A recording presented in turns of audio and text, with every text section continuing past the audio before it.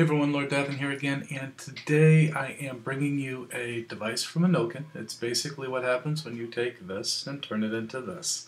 And this is the Innokin MVP version 2.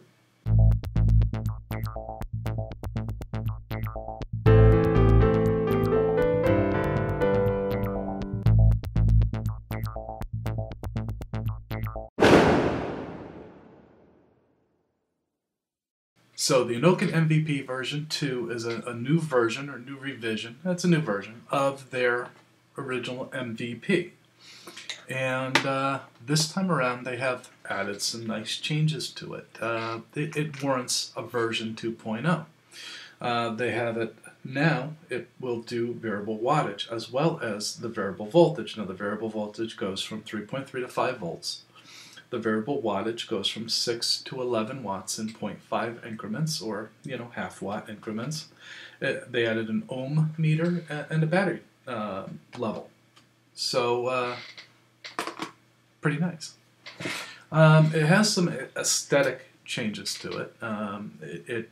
This is the black one. It has like a wood grain style finish to it, which I really like. It's a very nice looking device. I have the Kangaroo Unitank on here. They have the display, which if you hit both buttons will display the I gotta get both buttons with one press. There it is.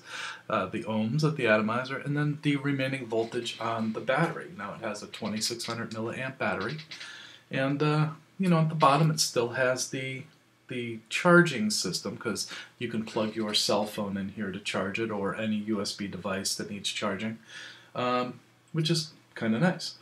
As well, it has the same micro USB style plug, and it has the on-off switch here, which you use. Now on the original version, one of the biggest complaints was that the switch would protrude out, and that would make it a little wobbly when you placed it on a table. Unfortunately, they did not change that. This one protrudes out the same, so it also is a little wobbly when it's on a table. That being said, it's still a very nice device. I like what they did with this, with the adjustment for the power and the voltage. When you press one of the buttons on the side, it gives you your puff count and then your wattage. I gotta hold it there for a second. And then you hit one button to adjust your wattage and the other button to adjust your voltage.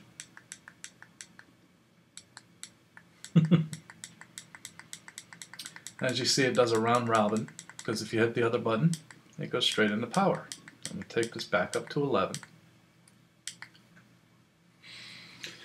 As well, the activation button now protrudes out just slightly so that you can actually find it. It's not really a big complaint I had in the original, because I could always tell when I had my finger on it. And I actually like the flatter button better than I do the protruding button on this device, but it doesn't. Some people are going to like it better, some people aren't. I'm in the category of not liking it better, but other people may.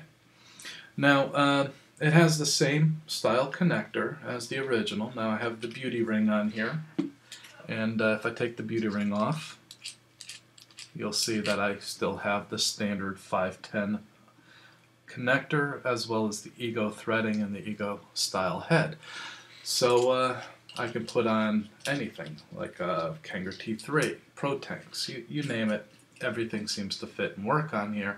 And when I put on something like the Unitank, I'm going to put on the beauty rings so that the tank has something to rest on. I haven't had any problems with this. Now I hook it up to the meter and I'm not able to get much above 10 watts out of it. I would like to see it really hit 11 watts. Which I'm not seeing on this, but when I do get 10 watts out of it, I get 10 consistent watts. It does produce a constant wattage or a constant voltage, and it seems to hold them quite well. Now, of course, it doesn't go all the way up to 11, at least this unit is not, but so be it. A good 11 or 10 watts is still very nice, and when it's a constant wattage and it's producing a constant amount of wattage and power, It just creates a much better vape. I like these devices much better than this pulse width modulation style devices that pulse 33, times a second to produce a voltage or wattage, because I don't think they have the same style good vape and good wattage. They're not consistent. They're all over the place. But this is nice and consistent.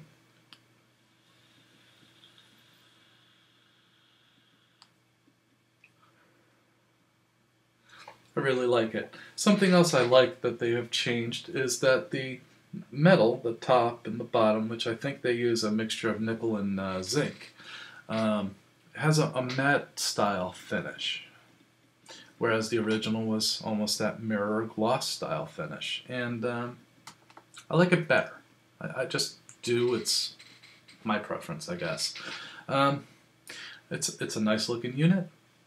It works very well.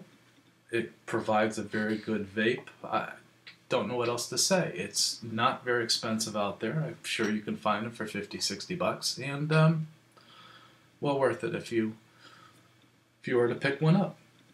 So this is the Innokin MVP 2.0. I am LordDavon. Let them know I sent you.